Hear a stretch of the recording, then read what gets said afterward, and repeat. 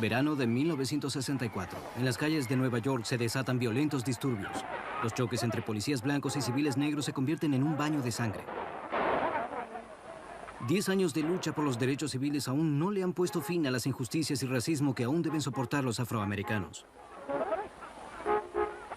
Los furiosos disturbios son resultado de la muerte de un adolescente negro a manos de la policía. En Harlem, la indignación y revuelta estaba encarnada por un hombre. ¡Libertad a Malcolm X! ¡Libertad a Malcolm X! ¡Libertad a Malcolm X!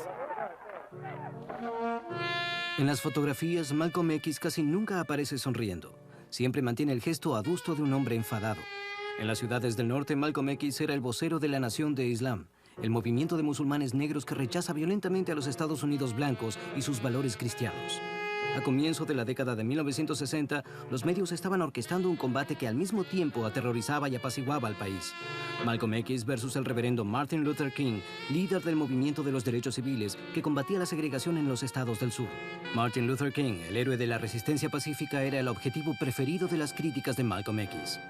El blanco le paga al reverendo King, subsidia al reverendo King, para que el reverendo King siga enseñándoles a los negros a no defenderse.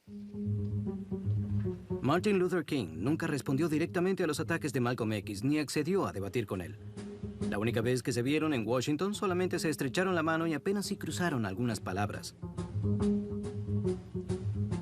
Pero hay una foto que ha sido inmortalizada, una imagen que hermana los dos sueños opuestos de la causa afroamericana.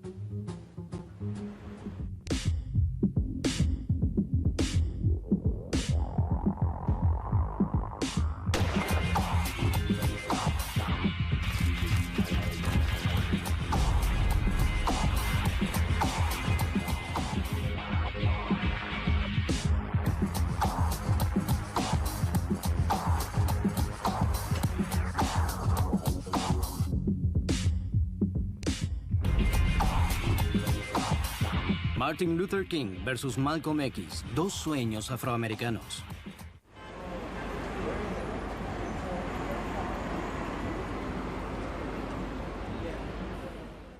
Hoy en día tenemos muchos jóvenes que se juntan en las esquinas o venden drogas o lo que sea, pero no saben que hubo una época en la que no podíamos salir a la calle sin tener problemas, sin que la policía nos arrestara o tratar de matarnos, ¿me entiendes? Yo intento que lo sepan, intento que entiendan que la libertad no es gratis. Cada día alguien muere por la libertad no es gratis. Y estos dos hombres murieron para que podamos gozar de derechos básicos, caminar por la calle, sin que me acosen y poder hacer lo que hacen todos los demás. Eran los guardianes de su época. Arriesgaron sus vidas. Si le decías a Martin, si hablas con tu pueblo te matarán, Martin estaba determinado a morir por lo que quería decir. A Malcolm le decían lo mismo. Si hablas con tu pueblo te matarán. Pero ellos tenían la valentía de enfrentarse a la muerte y decir, voy a hablar de cualquier manera. Sí, y si miras señor. tu verdadera naturaleza, lucirás como Malcolm, actuarás como Malcolm, o lucirás como Martin, o actuarás como Martin, y estarás dispuesto a morir por tus creencias, Alabado porque no sea hay mejor Dios. causa que ser el mejor ser humano que Dios haya puesto en el planeta. Y ese es tu Malcolm, ese es tu Amén. Martin. Ain't gonna let nobody turn me round, turn me round, turn me round. Ain't gonna let nobody turn me round. I'm gonna keep on a-walking, keep on talking, walking up to freedom's land. The Civil Rights Movement was a singing movement.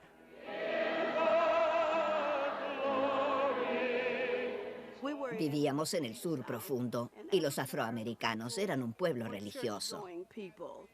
En su mayoría iban a iglesias cristianas. Y Martin Luther King, además, era predicador, un predicador bautista. Y su mensaje era, saquemos la iglesia de estas cuatro paredes. Las palabras textuales de Martin. Saquemos la iglesia de estas cuatro paredes. Y que las enseñanzas de esa iglesia y que la teoría y la tesis de las iglesias y la esencia de los sermones deben llegar a donde están los problemas. Martin Luther King tuvo su bautismo político en Alabama, uno de los estados más racistas del sur, donde muchos blancos se comportaban como si la esclavitud no hubiera sido abolida un siglo antes. En Montgomery, King organizó una campaña para boicotear los autobuses. Fue el inicio del combate contra las leyes segregacionistas que mantenían separados a blancos y negros en zonas públicas y que le negaban al negro el derecho a votar. Además del derecho a ser libres, tenemos el deber de ser libres. Y cuando te sientas en el autobús, ya sea delante o al lado de una persona blanca, te sientas porque tu deber es sentarte ahí, no solo porque es tu derecho. Tu deber es sentarte porque mientras sigas sentándote atrás de él, tendrás un falso sentido de inferioridad. Y mientras dejes que el blanco se siente al frente y te deje atrás, él tendrá un falso sentido de superioridad.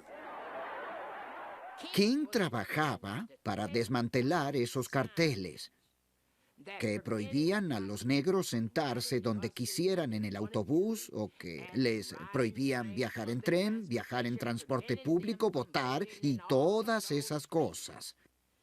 Todas las que a los negros les prohibían hacer en el sur.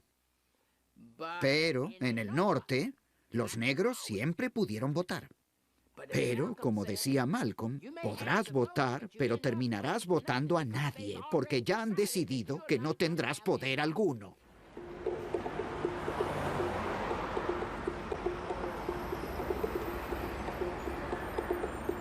Me mudé a Harlem en el verano de 1962.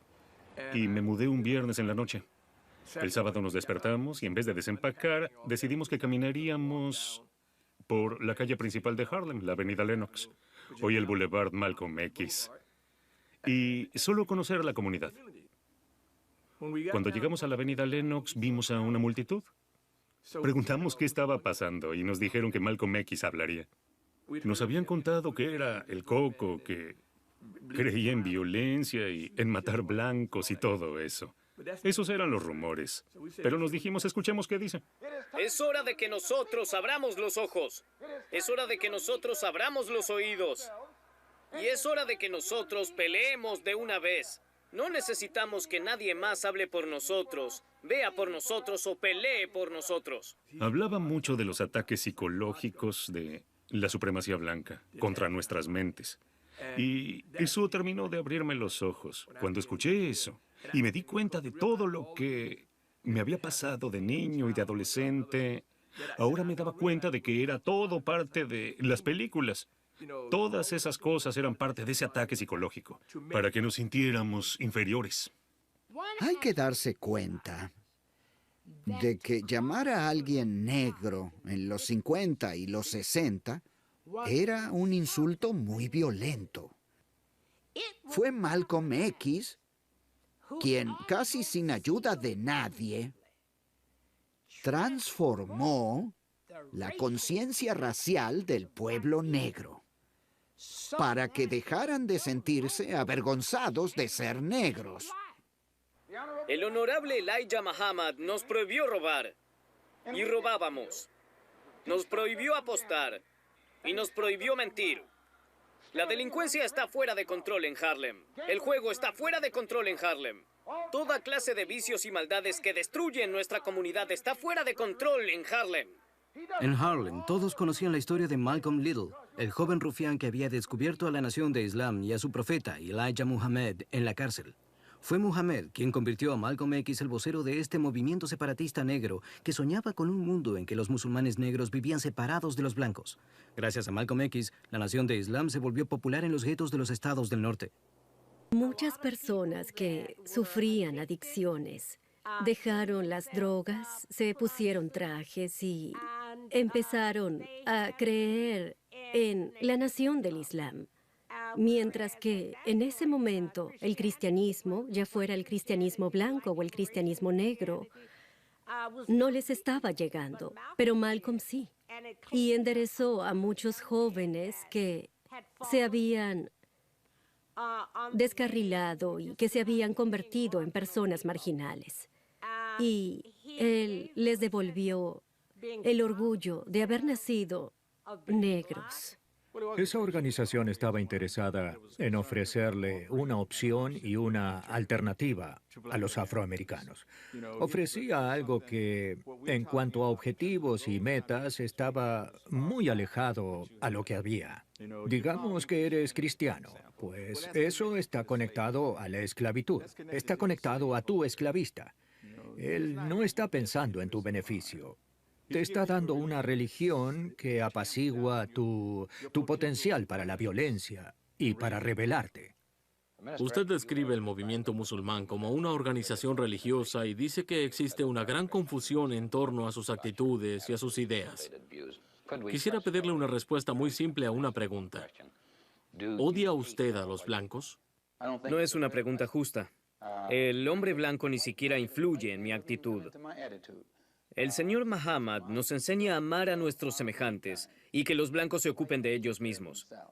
Un blanco hoy, señor, después de secuestrar a millones de negros africanos, despojarlos de toda humanidad y relegarlos al rol de esclavos, ganado o animales, bienes, mercancías que pueden comprarse y venderse, y que luego, 100 años después de la proclama de emancipación, haga uso de todo tipo de artimañas para seguir sometiéndonos a la esclavitud, llamándonos ciudadanos de segunda. Un blanco hoy en día tendría que ser muy descarado para preguntarle a un negro si lo odia. Muy bien. Malcolm hablaba con los medios blancos, pero no estaba intentando convencer a los medios blancos de que lo que decía era la verdad, porque él sabía que distorsionarían sus palabras. King, por otra parte, como un artista de la oratoria, siempre estaba intentando captar la atención de los medios y usar a los medios para que respaldasen su enfoque de no violencia al cambio social. Tras la derogación de las leyes segregacionistas en los autobuses de Alabama, King lleva su retórica a otros estados del sur, surgiendo como el líder del movimiento de los derechos civiles. No esperemos 50 años a tener derechos. No esperemos 25 años a tener derechos. Queremos todos nuestros derechos. Los queremos aquí y los queremos ahora. Esto es lo que significa la revolución.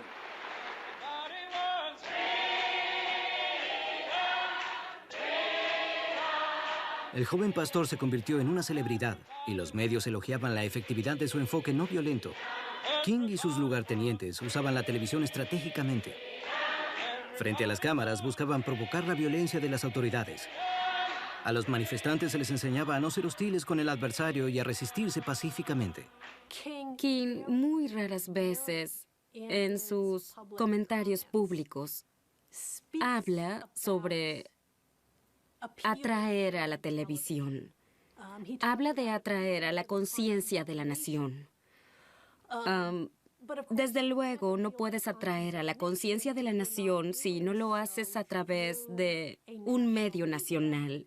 Y los noticieros televisivos, al inicio de su apogeo en este periodo, es el camino más directo para llegar a una audiencia nacional. El método de la resistencia no violenta es una de las armas más potentes, si no es la más potente, que tienen los pueblos oprimidos que pelean por su libertad. En las ciudades del norte hacen oídos sordos al mensaje de la no violencia. Malcolm X frecuentaba las comisarías denunciando violencia policial. No me agrada el hecho de que la policía, aquí en el centro, le ha dado un puñetazo a un hermano en la boca sin que éste violara ley alguna, solamente por vender periódicos. Y sería muy peligroso que tengan la impresión de que hemos adoptado la filosofía de Martin Luther King de ofrecer la otra mejilla. Malcolm representaba la clase de actitud y perspectiva política de muchos jóvenes negros, supuestamente militantes radicales que provenían de áreas urbanas del norte. Tenían otra actitud, les costaba asimilar esta noción de no violencia. Si alguien me da un golpe, que espere una reacción. No me imagino caer arrodillado al suelo para darle una ventaja extra a mi enemigo. Malcolm dice, si alguien te golpea, envíalo al cementerio. La estrategia de no violencia de Martin Luther King Jr. para Malcolm X era una filosofía endeble. Era la filosofía de ofrecer la otra mejilla. Era la filosofía de no devolver el golpe. Y Malcolm proviene de una tradición nacionalista negra que no cree en que podrás conseguir tu libertad, el respeto que mereces, tu dignidad, incluso dejando que alguien te dé una paliza, sin que intentes defenderte en modo alguno. Por eso Malcolm hace hincapié en la autodefensa. Pero King predica la no violencia, porque si los negros reaccionaran tratando de defenderse, eso atraería todo el rigor de la policía en perjuicio de esos manifestantes, y a los blancos les encantaría tener la posibilidad de matar afroamericanos indiscriminadamente. King y Malcolm tenían esa tensión. Es un placer estar hoy aquí ante ustedes en lo que será recordado por la historia como la mayor manifestación a favor de la libertad en la historia de nuestro país. La televisión tuvo un papel central en la pelea de los afroamericanos por la igualdad. En 1963, una serie de eventos cubiertos por periodistas de los canales nacionales les revelaron la dimensión del problema racial en el sur a millones de ciudadanos. 1963 fue el año del triunfo de Martin Luther King. Su relación con el presidente Kennedy, quien asumió el poder 2 años antes, era clave en su estrategia. Pero fue justamente esta alianza entre King y Washington, esta imagen idílica de blancos y negros reconciliados, lo que provocó la ira de Malcolm X. Todo comenzó en Birmingham, Alabama, en la primavera de 1963. Martin Luther King y otro pastor, Ralph Abernathy, fueron filmados mientras los arrestaban por organizar una manifestación ilegal. El arresto era parte de una estrategia que King usó en cada campaña. Era crucial que las cámaras captaran la agitación social. King y su movimiento eligieron Birmingham ya que encarnaba el racismo del sur. Una ciudad donde los blancos repetían el eslogan del gobernador: segregación hoy, segregación mañana, segregación por siempre. Lo que vieron King y la Conferencia Sur de Liderazgo Cristiano es que esta debía ser una crisis nacional, una emergencia nacional. ¿Cómo hacemos para que sea nacional? King creía que Alabama no quería ni podía ejercer el autocontrol. Y lo que él quería hacer era mostrar justamente eso, para que el gobierno federal se viera obligado a involucrarse y de esa manera aprobar una ley federal que anulara todas las leyes segregacionistas que aún estaban en vigor en Birmingham, Alabama, en 1963. En la cárcel, Martin Luther King redactó el texto que encapsulaba su combate. En su misiva desde la cárcel de Birmingham, King escribió: la meta de nuestro programa de acción directa es crear una situación tan crítica que inevitablemente abra las posibilidades de negociación. Tras la intervención del presidente Kennedy, King recuperó rápidamente la libertad. Unos días después, King y sus seguidores crearon una polémica a escala nacional. Uno de sus lugartenientes le sugiere: ¿por qué no traemos niños a la marcha? No tienen empleos ni hipotecas. Hay mucha polémica al respecto dentro del círculo de King. Pero se toma la decisión y, por lo tanto, tenemos cientos y cientos de niños marchando.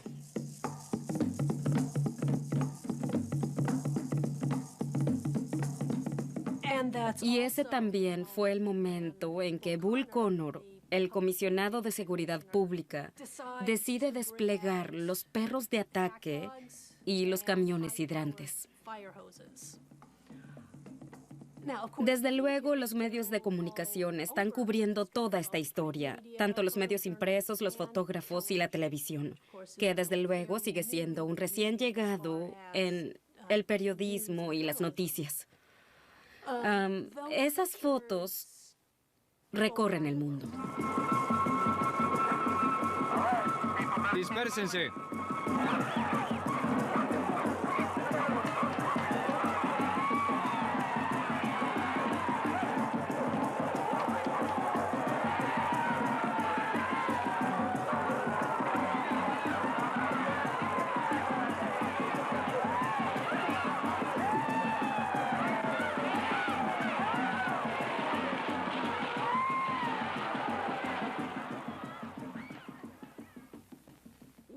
Cuando nos llegan estas imágenes terriblemente dramáticas, tan poderosas, tenemos la historia de dos fuerzas opuestas. Una que se comporta con brutalidad y la otra que está siendo victimizada. Y resulta que para la televisión esta es una historia espectacular.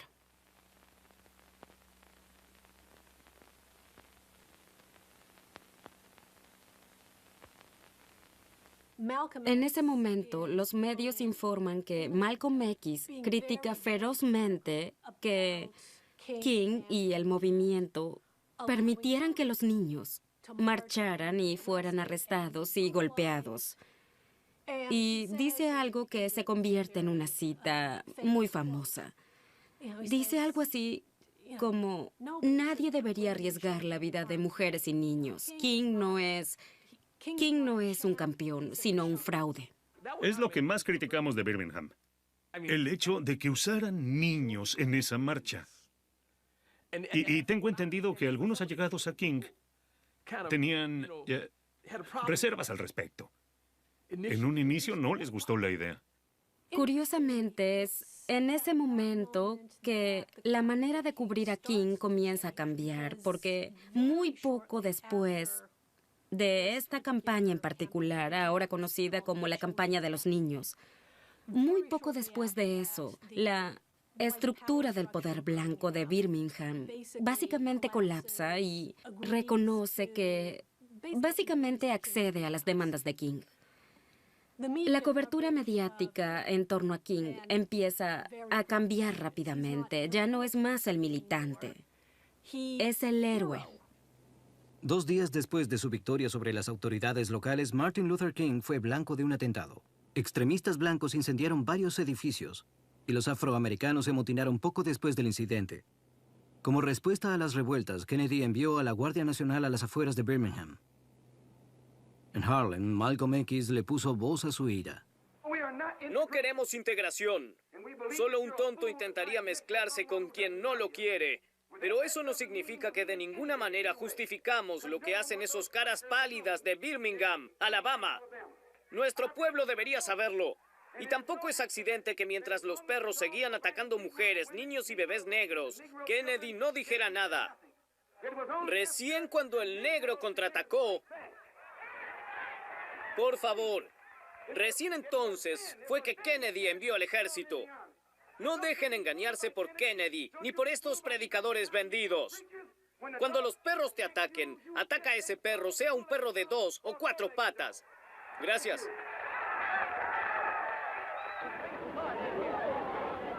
Tras los eventos de Birmingham, Martin Luther King y Malcolm X fueron entrevistados separadamente en un programa sobre la problemática racial. Nos brinda una interpretación sobre Era una oportunidad de mostrarle al público las dos visiones opuestas de la causa afroamericana. Malcolm X ha dicho de su filosofía que cae en las fauces del blanco opresor, que al blanco le gusta escucharlo hablar del amor por el opresor, porque esto desarma al negro.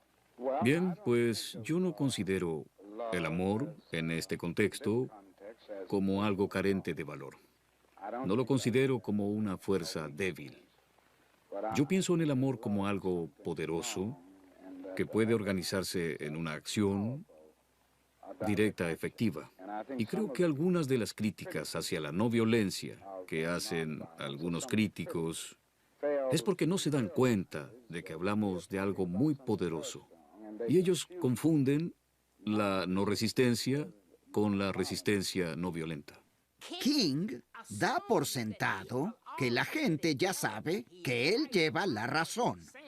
Así que está usando la tradición intelectual del blanco con el fin de hacerse entender.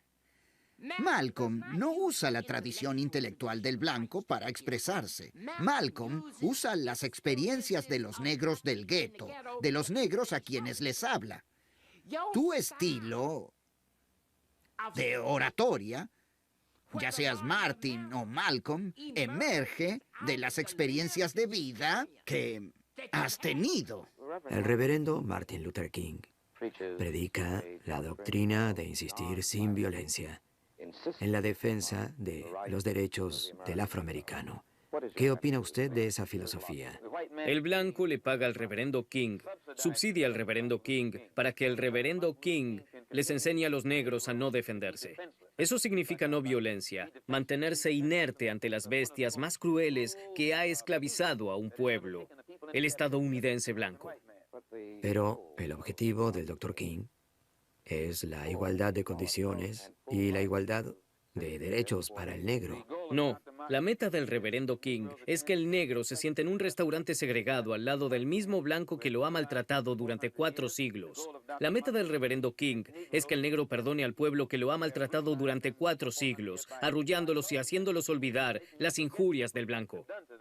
Malcolm le criticaba a Martin precisamente que estuviera buscando ganar la batalla por sentarse junto a la gente blanca en un restaurante.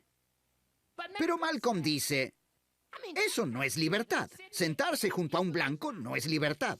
La libertad es que los negros tengan el derecho de autodeterminación para comprar su propio restaurante y no preocuparse de que el blanco no quiera servirlos. El 11 de junio de 1963 marcó una importante victoria para King y su movimiento. El presidente Kennedy dio un discurso televisado en que mostró la situación de los afroamericanos del sur como una crisis moral que afectaba a todo el país. Debemos decirle al mundo y a nosotros mismos que aquí todos son libres, salvo los negros, que no tenemos ciudadanos de segunda, salvo los negros, que no tenemos un sistema de clase o castas o guetos o una raza inferior, exceptuando a los negros. Ha llegado la hora de que esta nación cumpla su promesa. Los incidentes en Birmingham han amplificado tanto la lucha por la igualdad que ninguna ciudad, estado o cuerpo legislativo puede optar por ignorarlos. Días después, en la Casa Blanca, los líderes del movimiento por los derechos civiles presentaron un plan ante el gobierno de Kennedy para un importante acto político en Washington. Su objetivo era atraer la atención a las injusticias que seguían afectando a 20 millones de negros. La presidencia temía que los disturbios llegaran a las calles de la capital de la nación, pero King aseguró que eso no pasaría. El evento se convirtió en una marcha pacífica celebrada según las condiciones de Kennedy.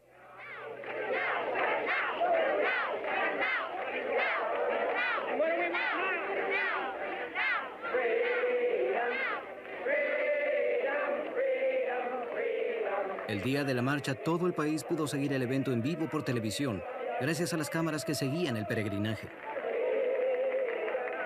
Las 3 cadenas nacionales cubrieron el evento ampliamente, la culminación de 10 años de lucha por los derechos civiles. Lo que se ve es un énfasis en blancos y negros hermanados. En la marcha había alrededor de 3/4 de afroamericanos y 1/4 de blancos. Pero si ves las imágenes, parecía casi 50-50. Una manera en que los noticieros televisivos mostraron este fenómeno monumental fue como una reconciliación entre negros y blancos.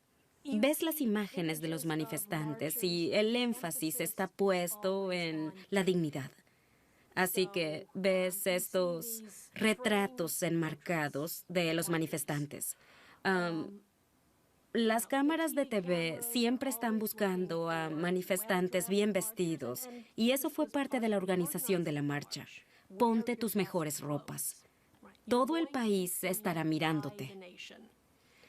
Así que el impulso parecía ser, el día de la marcha, el de mostrarles a los televidentes que era una marcha pacífica, que este es el ideal, que esta es la cara de la integración. Para mí era casi como un día de campo. Era como que se respiraba una atmósfera de día de campo. A mí no me impresionó para nada. Y eso que yo ya había aceptado las críticas del hermano Malcolm a la marcha. Pero cuando estuve ahí, recuerdo haber pensado en ese momento, ¿quién podría criticar esto? Este es un gran golpe al gobierno de Kennedy. Parece que están haciendo algo y que está pasando algo grande. Hoy tengo un sueño. De que mis 4 hijos algún día vivirán en una nación donde no se los juzgará por el color de su piel, sino por el contenido de su carácter. Hoy tengo un sueño. Ahora eran 250,000 personas reunidas en un solo lugar, al parecer en la misma sintonía. Como que estaban ahí para idolatrar esa suerte de figura icónica que el Dr. King terminó representando. E incluso los organizadores reconocían que King sería la atracción. Philip Randolph, en particular, sabía muy bien lo que estaba haciendo, que el Dr. King saldría a conmover a esa multitud como ningún...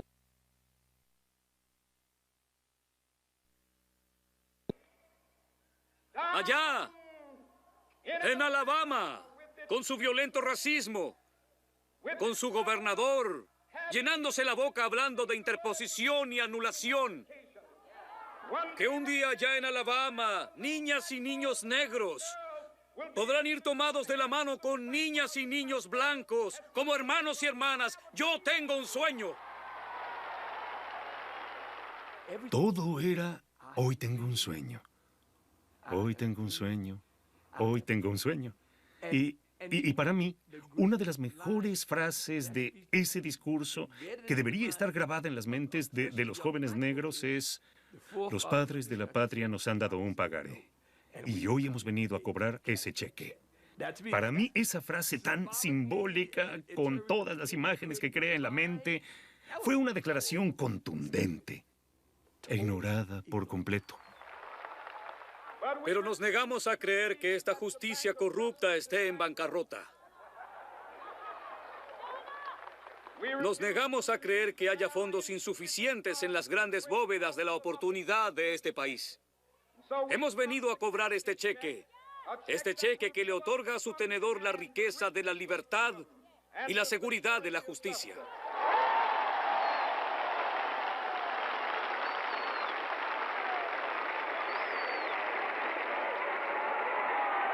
Para Malcolm X, los negros debían rechazar la marcha de Washington. En un famoso discurso criticó lo que él llamaba la farsa de Washington. La misma cofradía que puso a Kennedy en el poder se unió a la marcha de Washington. Es como cuando preparas un café demasiado negro, es decir, demasiado fuerte. ¿Qué haces entonces? Lo integras con crema. Si antes estaba caliente, ahora está frío.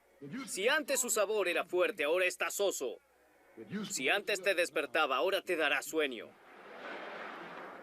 Esto es lo que hicieron en la marcha de Washington. Se unieron a ella, formaron parte de ella, se adueñaron de ella y como resultado perdieron su militancia.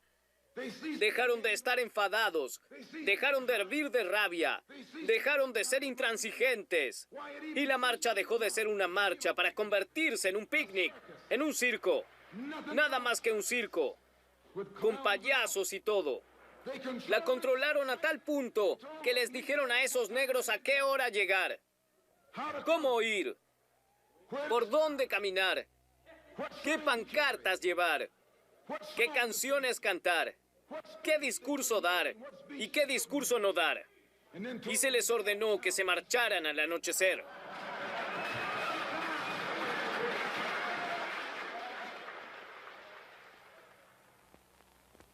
La marcha de Washington selló una alianza entre King y Kennedy.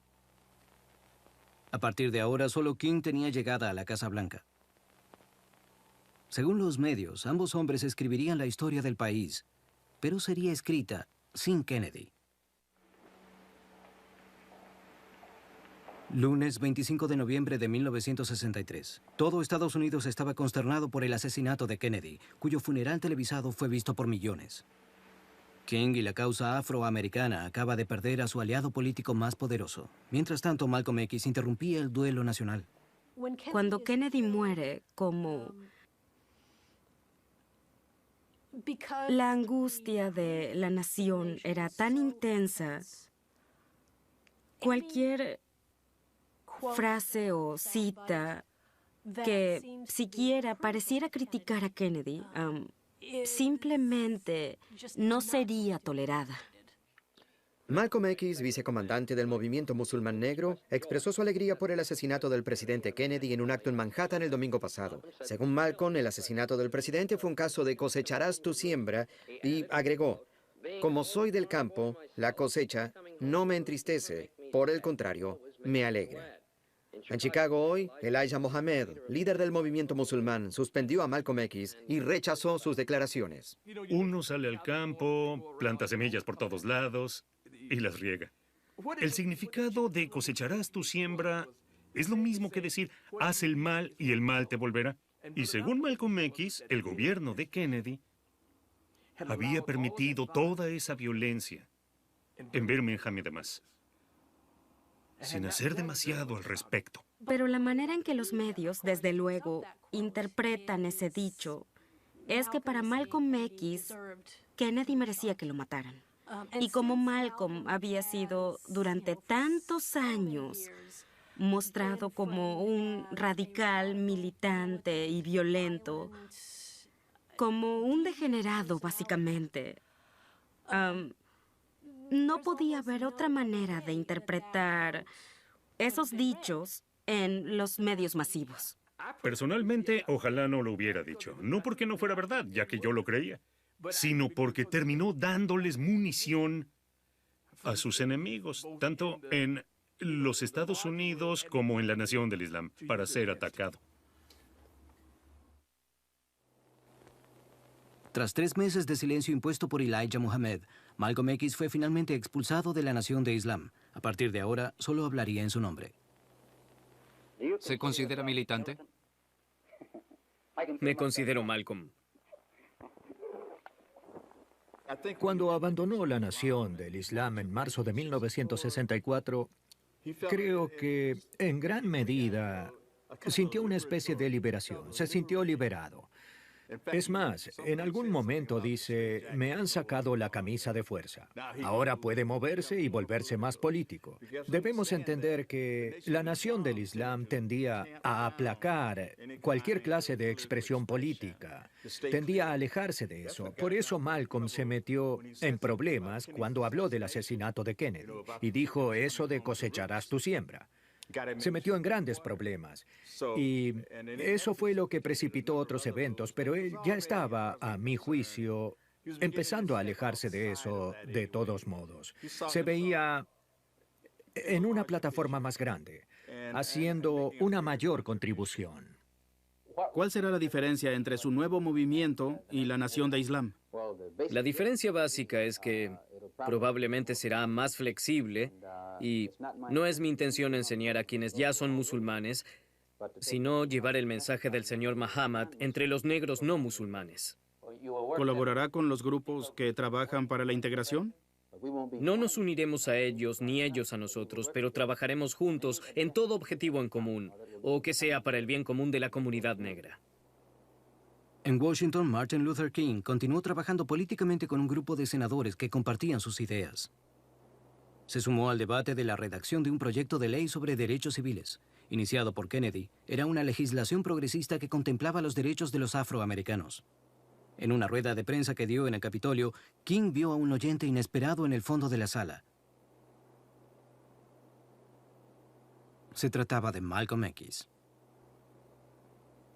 Malcolm siempre quiso reunirse con Martin y debatir con él. Pero King siempre se había negado a reunirse con Malcolm. En gran parte porque sabía que si se reunía con Malcolm, el soporte de la comunidad blanca terminaría casi por desaparecer. Así que King debía comportarse de manera tal que el respaldo que había conseguido de la comunidad internacional blanca no se evaporara. Tras la rueda de prensa, ambos hombres se vieron cara a cara. La reunión que King siempre había evitado, Malcolm X la convocó frente a la prensa y los fotógrafos.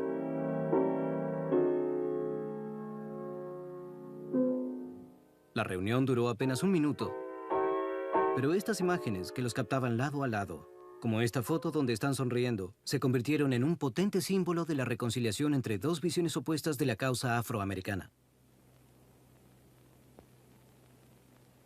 Esas dos personas, Martin y Malcolm, simbolizan algo dentro de cada afroamericano. Cada uno de nosotros lleva adentro un poco de Martin Luther King y un poco de Malcolm. Verán, Malcolm representa ese orgullo negro que dice que no queremos que el blanco nos moleste. Que somos los Malcolm representados en ese fuego, en esa lucha, que se rehúsa a dejar que otros definan quiénes somos. King representa nuestro deseo de llevarnos bien con todos, incluyendo blancos. Nuestro deseo de crear una sociedad para cada pueblo, definida por la no violencia, por el amor y el cariño por todos los miembros de la sociedad. El 2 de julio de 1964 se firmó en la Casa Blanca la Ley de los Derechos Civiles. Lo que King vio nacer ese día fue una ley federal que penaba cualquier acto de discriminación racial en los Estados Unidos. Se mostró junto al presidente Johnson como un héroe victorioso. Por fin, esta ley fue la respuesta de Washington a su sueño. Días después, otra pesadilla sacude al país. Tras la muerte de un adolescente negro en manos de un oficial de policía, se desatan disturbios en Nueva York. Durante 2 días enteros, la violencia se adueñó de los vecindarios afroamericanos. Cuando los lugartenientes de King intentaron apaciguar los ánimos, sus súplicas no lograron aplacar la cólera de las calles. Por favor, vuelvan a casa y protejan la dignidad de nuestra comunidad.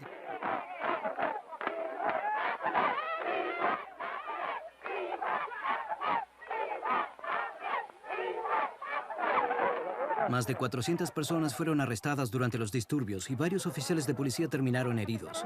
Para Malcolm X era síntoma de que los negros ya no estaban dispuestos a ofrecer la otra mejilla y que había comenzado la escalada de violencia. En el año 1600 yo era un africano. Hasta 1865 un esclavo. En el 1900 era un negrito. O al menos así me llamaban. En 1960 yo era un negro. Hasta que llegó el hermano Malcolm, quien fue abatido por las balas de sus hermanos. Pero la amarga verdad perdura. El 21 de febrero de 1965, Malcolm X fue asesinado. Durante el comienzo de un acto político en el auditorio Arbonne de Harlem, 3 hombres le dispararon a Malcolm X. Uno de los asesinos, miembro de la Nación de Islam, fue arrestado el mismo día. Esta violenta muerte puso fin a uno de los más famosos debates políticos en la historia afroamericana. Martin Luther King expresó sus sentimientos pocos días después. Creo que Malcolm X tenía un rol, que interpretó el rol de señalar los problemas, de ponerlos en evidencia, pero su gran problema era su incapacidad de dar con una solución.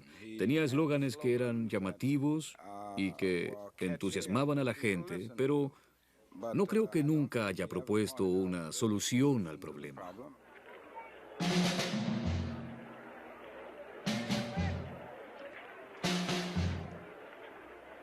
Lo que King no sospechaba es que muerto, Malcolm X se convertiría en algo más que un rival.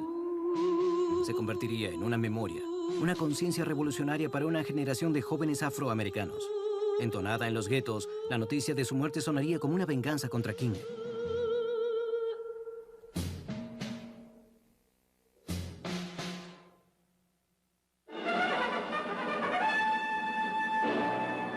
Seis días de disturbios en un vecindario afroamericano de Los Ángeles ha dejado escenas que recuerdan a ciudades devastadas por la guerra. Más de 100 manzanas fueron incendiadas y saqueadas. Tras la llegada de la Guardia Nacional se logró restaurar un cierto orden. Las pérdidas causadas solamente por los incendios se calculan en $200 millones. En la segunda mitad de los años 60, Estados Unidos entró en un largo ciclo de disturbios raciales. La atención de los medios pasó de los poblados del sur a los guetos del norte. King siguió este movimiento e hizo campaña para denunciar las injusticias económicas que los negros sufrían en las ciudades más grandes del país. Para King, los disturbios eran berrinches. De niños, de personas despojadas de opciones. Berrinches. Es un clamor que dice, yo soy alguien, aquí estoy, escúchame a mí. Mira lo que estás haciéndome. Y King entendía eso. Y tenía en claro que el mismo estilo de resistencia que había usado en el sur no daría resultado en el norte. Él dice que todos deben tener derecho. En Washington, el Senado formó un comité para investigar la creciente violencia en los guetos. King fue convocado a dar su opinión al respecto. Los problemas que nos señala básicamente son económicos y sociales. Correcto, señor Rivikoff. Yo creo que es necesario ver en esta coyuntura que los problemas que confrontamos son las penurias económicas. Durante aproximadamente una década, trabajamos por la vivienda pública y el derecho al voto. Y como dije antes, era necesario hacer esto para echar por tierra un estigma, con el fin de eliminar la humillación de un sistema de castas. Pero ahora estamos ingresando en un área en que debemos demandar reformas básicas que apunten a aliviar estos problemas económicos y toda la problemática de la vivienda y la educación. Creo que es evidente que esto es más difícil. Era más fácil integrar las instalaciones públicas y ganar el derecho al voto porque no le costaba nada al país. Estaba metiéndose en el área económica y en la justicia económica. Y ese era todo otro mundo. Y muchas personas que lo respaldaban para deshacerse del segregamiento en autobuses y en restaurantes. Cuando el debate se volvió económico, esas personas se alejaron de él. Porque a partir de ese momento el juego había cambiado. Cuando vemos a King en sus últimos años, empieza a referirse a todos estos negros radicales de nuestra tradición que además desafiaban al gobierno. Así que King empieza a decir que habían convertido su sueño en una pesadilla y se opone a la guerra de Vietnam y empieza a organizar la campaña de los pobres y a luchar contra la pobreza. Ese King era el King que se convirtió en el King más radical, y ahí comenzó a confluir con Malcolm. El 4 de abril de 1968, Martin Luther King fue asesinado en Memphis. Unos días después, en su funeral, la comunidad negra no solo lloraba a su líder nacional. A 3 años de la violenta muerte de Malcolm X, también debió despedirse de los 2 sueños que habían forjado la historia de los afroamericanos.